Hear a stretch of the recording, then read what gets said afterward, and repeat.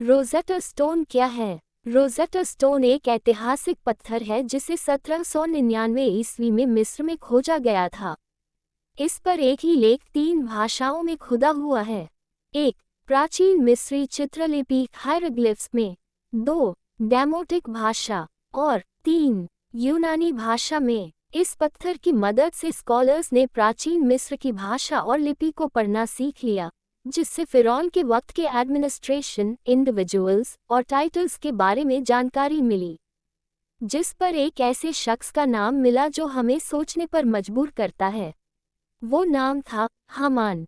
क्योंकि हामान का जिक्र कुरान में 6 बार आया है, जैसे सूरा अल कसस आयत नंबर 6, 8 और 38 में, सूरा अल अनकबूत की आयत नंबर 39 और सूरा गाफिर की आयत नंबर 24 और 36 में मिलता है।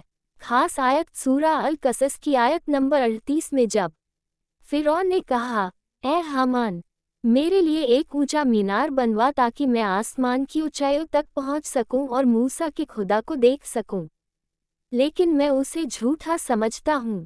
इस आयत से पता चलता है कि हामान एक इंजीनियर या आर्किटेक्ट था, जिसे फिरौन ने एक ऊंची मीनार बनाने का हुक्म दिया था।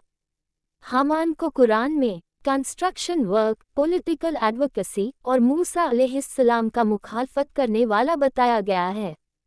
उससे फिरौन ने कहा कि वह ऊंचा महल बनवाए जिससे वह अल्लाह को देख सके। यह मूसा की बात को झुठलाने का एक तरीका था। कुछ स्कॉलर्स जैसे डॉक्टर मॉरिस बुकाया का दावा है कि रोज़ेटा स्टोन या अन्य हायरोग्लिफिक सोर्सेस में एक शख्स का नाम मिला जिसका उच्चारण हाई मैन जैसा था। उस शख्स को ईंटों से कंस्ट्रक्शन कराने वाला अधिकारी बताया गया है, जो कुरान में हामान के कैरेक्टर से मेल खाता है। हामैना या हायमैन, जिसका मतलब होता है हेड ऑफ कंस्ट्रक्शन डिपार्टमेंट या अमून देवता का प्रधान पुजारी। ये ठीक वैसा ही पद है जैसा कुरान में हामान को दिया गया है, एक इमारत बनाने वाला स्पेशलिस्ट। हामान का जिक्र बाइबल में भी मिलता है।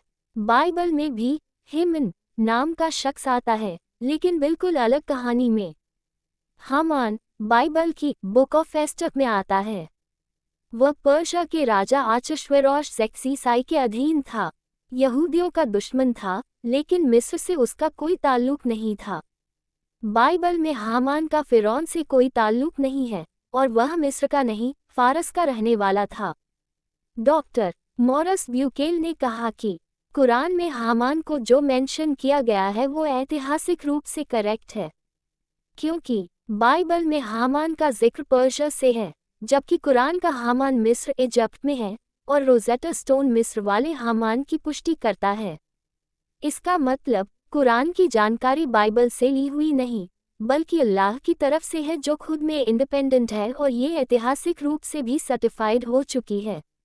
अब सवाल ये उठता है कि क्या बाइबल और कुरान का हामान एक ही शख्स है? जवाब है नहीं। ज़्यादातर स्कॉलर्स के मुताबिक ये 2 अलग अलग लोग हैं, जिनके नाम एक जैसे हैं। अब क्या कुरान की बात हिस्टोरिकल फॉर्म से सच्ची हो सकती है? जी हाँ, क्योंकि प्राचीन मिस्र में ऐसे मंत्री और कंस्ट्रक्शन ऑफिसर होते थे, और रोज़ेटा स्टोन इसका प्रूफ है। कुरान की हर बात वक्त वक्त पर जाहिर होती जा रही है। बेशक कुरान की हर बात सच्ची है। ऐसे ही और दिलचस्प इस्लामिक जानकारी के लिए चैनल को सब्सक्राइब करें। वीडियो पसंद आए तो वीडियो को लाइक करें, कमेंट करें और ज़्यादा से ज़्यादा शेयर करें। मिलते हैं अगली वीडियो में।